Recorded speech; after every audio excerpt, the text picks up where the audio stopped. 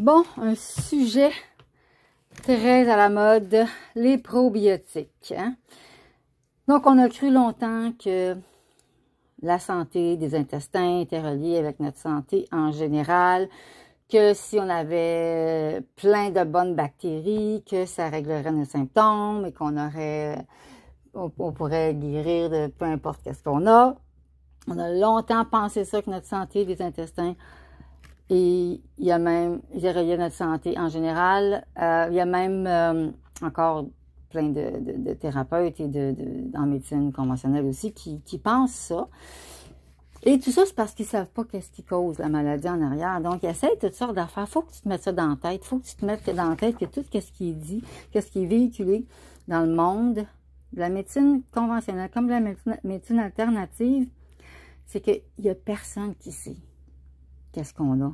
Fait que c'est pour ça qu'il y a toutes sortes de modes, des collagènes, les oméga, les probiotiques, les fibres, les ci, les ça. Je dis pas qu'un intestin en santé, c'est pas bénéfique. Mais non, au contraire. On va voir que les bonnes bactéries qui composent notre intestin ont un rôle important à jouer. Mais c'est pas ça qui fait que ta santé va revenir. Puis il y a plein de gens qui prennent pas de probiotiques, qui ont un intestin, je sais pas dans quel état, et ils n'ont pas de symptômes plus graves que ça, ou de maladies graves ou de symptômes qui perdurent. Puis si oui, ben ça n'a rien à voir avec leur intestin non plus. OK? Et il y a plein de gens qui prennent des probiotiques à tonnes depuis des années, puis leur santé ne s'améliore pas. Regarde autour de toi, commence à faire ton petite investigation. Tu vas voir que ce que je dis, ça a du sens, puis que c'est pour ça que tu ne réussis pas à guérir du candida ou de n'importe quelle autre maladie, en passant. OK? Donc, si c'est pas... donc, que tu aies un intestin dans n'importe quel état, tes symptômes, ça n'a rien à voir en réalité avec le fait d'avoir des bonnes bactéries ou pas dans ton intestin. OK? Ça n'a rien à voir. C'est pas ça la réponse à guérir du candida. C'est pas ça la réponse à guérir n'importe quelle maladie ou symptôme que tu as qui est là, qui perdure, que tu as essayé plein d'affaires puis que ça revient tout le temps. Je dis pas qu'il n'y a pas de bons suppléments de probiotiques. C'est pas ce que je dis. Je dis que ce n'est pas la réponse à guérir, peu importe qu'est-ce qu'on veut guérir. Puis les probiotiques, moi, je les utilise. Je dis pas que c'est pas nécessaire. Des fois, c'est nécessaire. Je te dirais que c'est surtout quand quelqu'un aurait pris des antibiotiques. Donc, je vais en recommander 1 ou 2 par jour. Normalement, je vais le tester. De toute façon, moi, je n'ai rien sans tester. Et c'est un maximum de 3 semaines par dose d'antibiotiques. C'est sûr que si quelqu'un a pris des antibiotiques pendant 6 mois, bon, peut-être ça serait un peu plus longtemps. Ou même temps, mais une quantité plus élevée. De toute façon, quand je teste en kinésiologie, je peux pas me tromper, ça me dit qu'est-ce que la personne a besoin. Donc, comme je disais, avoir un microbiote, hein, qui est notre écosystème de bonnes bactéries dans notre intestin, d'avoir un intestin avec des bonnes bactéries, c'est sûr que c'est une bonne chose, OK? Les bonnes bactéries ont un rôle important dans le corps. Ils nous protègent justement contre ces agents pathogènes-là, incluant le candida. Hein, quand vous avez écouté la vidéo sur qu'est-ce que le candida et son rôle, alors un de leurs rôles à ces bactéries-là, c'est de manger, de débarrasser le corps le plus vite possible des bactéries pathogènes, que ça vienne de notre alimentation ou que ça soit causé par notre infection silencieuse. Ça aide le foie à faire sa détox, ça équilibre notre pH, ça aide l'assimilation de calcium, certaines vitamines, production de certaines enzymes. Alors, de toute façon, pour avoir plus de détails, tu peux aller lire dans le livre Guérir du candida, là, de la page 12 à 17, ce que je suis en train de te parler là, c'est tout écrit, détaillé, si tu veux avoir plus de détails. Donc, oui, c'est bénéfique d'avoir un microbiote en santé, mais ce n'est pas en se bourrant de probiotiques qu'on va retrouver notre santé, qu'on va guérir de n'importe quel symptôme, maladie grave qu'on a, OK? La façon de régler ça, c'est d'aller à la racine du problème. Puis la racine du problème, c'est l'infection silencieuse, c'est des virus, bactéries qui sont dans le corps, cachés dans différents organes. Vous pourrez réécouter la vidéo l'infection silencieuse, mais aussi dans le livre Guérir du candida, c'est tout expliqué en détail, c'est aussi l'infection silencieuse. Vous pouvez aussi aller sur mon site si vous voulez savoir plus de quelles sont les autres catégories de virus qui ne sont pas nécessairement reliés au candida, mais à d'autres symptômes.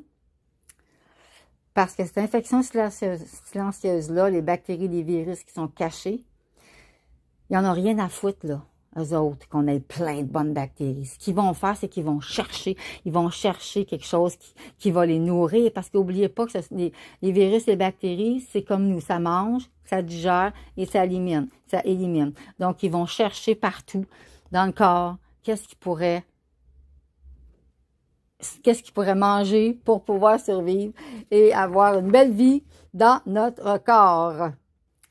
Dans un autre audio ou vidéo, on va parler de justement quels sont les aliments préférés de ces virus et bactéries-là que j'appelle l'infection silencieuse. Donc, si on n'a pas besoin des probiotiques en supplément, est-ce qu'il y a une façon de nourrir nos bonnes bactéries? Oui. OK? Alors, la meilleure façon, nos bonnes bactéries dans notre intestin, qu'est-ce qu'ils aiment, eux autres? Ils aiment avoir des aliments qui sont vivants. Ils aiment avoir des aliments qui sont riches en antioxydants, comme toutes les petites salades vertes, là, les petites verdures, toutes les petites laitues, les micro-pousses, les germinations, les fruits, les légumes. Et surtout, si vous avez un jardin, c'est un jardin, puis que tu peux manger tes légumes de ton jardin qui sont biologiques, que tu sais qu'il n'y a pas de pesticides dedans. Si tu le laves pas, il y a comme un petit film qui est par-dessus la carotte, qui est par-dessus les fraises ou les autres aliments, les fèves que tu as dans ton jardin. Et ça, c'est ce qu'on appelle des prébiotiques, mais d'un haut niveau. Ton corps se souvient. Si tu en as mangé pendant que tu étais petit, moi je me souviens parce que ma mère elle avait un jardin, puis ça arrivait souvent, là, les carottes, tu sais, quand elles sont neuves là, au début, là, sont petites, là, tu sors ça du jardin, tu enlèves un peu la terre, tu manges comme ça. C'est comme, il n'y a rien qui bat ce goût-là. Les concombres, c'est la même affaire. Donc, si tu en as mangé, imagine-toi comment c'est intelligent. Notre corps s'en souvient. Notre corps s'en souvient et il garde ça pour réensemencer nos bonnes bactéries, pour être sûr que, justement, on a une bonne assimilation, une bonne élimination. Et aujourd'hui, si tu n'as pas de jardin, ben, si tu connais quelqu'un qui en a un, tu peux en manger. Tu n'en prends pas beaucoup en plus, c'est ça qui est trippant. Fait que moi, j'ai trouvé, si tu es capable de faire des germinations à la maison, tu en fais au changement de saison, tu en manges pendant une semaine. Fait que tu apportes à ton corps les prébiotiques que tes bonnes bactéries ont besoin. Et tu fais ça naturellement. Ça te donne aussi des enzymes, de l'eau bioactive, ça te donne des antioxydants, ça te donne des super nutriments, bien plus que qu'est-ce qu'un supplément de probiotiques pourrait t'apporter. Et ça a aussi l'effet de débarrasser. Ça l'enlève la nourriture aux mauvaises bactéries. Fait que tu vas faire une pierre deux coups à ce moment-là. Et ce sont ces mêmes prébiotiques de haut niveau qui vont aider notre corps dans l'intestin à absorber la vitamine B12. Alors, voyez-vous, la nature nous a tout donné pour être en santé, pour vivre une belle vie. Il s'agit juste de remettre ça dans l'ordre, dans la façon que ton corps veut fonctionner, comment faire les bonnes étapes une après l'autre. Et c'est ce que je vais parler tout au long de ce coaching ici dans le groupe du candidat, en parlant justement premièrement comme qu'est-ce que le candidat, mais aussi qu'est-ce qui nourrit, toutes les mythes qui sont autour de ça. Et après ça, on va arriver avec les 4 piliers pour rebâtir ta santé, que ce soit candidat ou pas candidat.